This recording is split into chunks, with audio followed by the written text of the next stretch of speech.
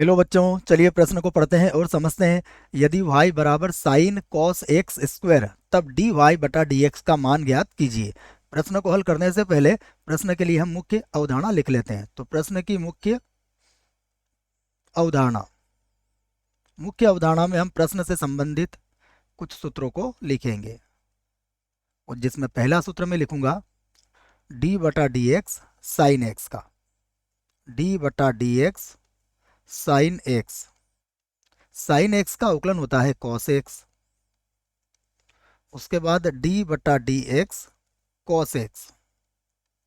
Cos x का अवकलन होता है माइनस का साइन एक्स, ये भी याद रखें आप। उसके बाद डी बटा डी एक्स एक्स की घातांक एन, इसका अवकलन होता है एन और एक्स की घातांक एन माइनस एक। यह प्रश्न के लिए हमारी पहली मुख्य अवधारणा होगी। इसके बाद अब हम श्रृंखला नियम को भी यहाँ समझ लेते हैं। श्रृंखला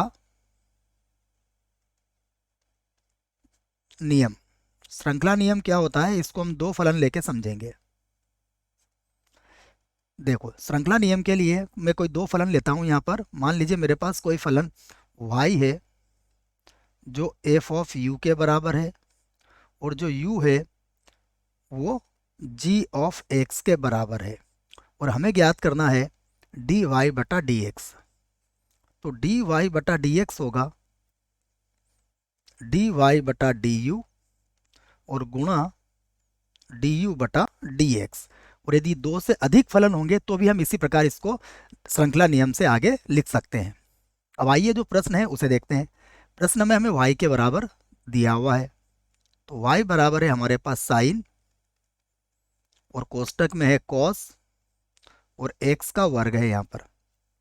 अब यहाँ पर हम यह बात कहेंगे कि माना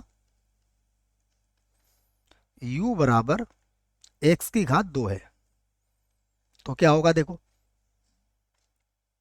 ये जो कॉस u बन जाएगा इसको मैं v के बराबर मान लूंगा। तो v बराबर कितना हो जाएगा, कॉस u माना जा सकता है, और उसके बाद y बराबर हो जाएगा साइन v के बराबर। तो ये समझ में आ गया होगा आप। मैंने इसको u मान लिया, फिर जो आया उसको मैंने v मान लिया, फिर जो आया वो मेरा y के बराबर है। अब हम इन सभी का अवकलन कर देंगे। तो जब u का अवकलन x के सापेक्ष करेंगे तो हमें मिलेगा du बटा dx, और x की घात 2 में हम यह सूत्र लगाएंगे जिसकी सहायता से इसका अवकलन हो जाएगा 2x। यहाँ पर हम ज्ञात करेंगे dv बटा du, और cos u का अवकलन हो जाएगा माइनस का साइन u। उसके बाद y का अवकलन करेंगे v के सापेक्ष, तो dy बटा dv हो जाएगा, और साइन v का हो जाएगा cos v। तो ये हमने सभी को ज्ञात कर लिया है। अब हम यहाँ लिख सकते हैं श्रृंखला नियम से। मैं इस बात को यहाँ लिख देता हूँ, श्रृंखला नियम से हम dy बाई डी एक्स अब आसानी से ज्ञात कर लेंगे। श्रृंखला नियम से मैं यहाँ पर सूत्र लिखूंगा dy बटा dx का, तो ये बनेगा dy बटा dv, फिर देखिए फिर हो जाएगा dv बटा du, और फिर हो जाएगा du बटा dx। ये हमने यहाँ श्रृंखला नियम लगा दिया है। तो अब dy बटा dx बराबर dy बटा dx बराबर, सबसे पहला मान कौन सा रखेंगे हम, dy बटा dv का, जो कितना है cos v के बराबर। तो यहाँ पर लिख देंगे हम cos v।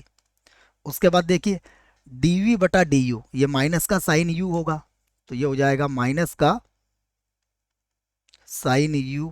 उसके बाद फिर देखिए अब होगा du बटा dx, जो किसके बराबर है, 2x के बराबर है, तो यहाँ लिख देंगे हम 2x।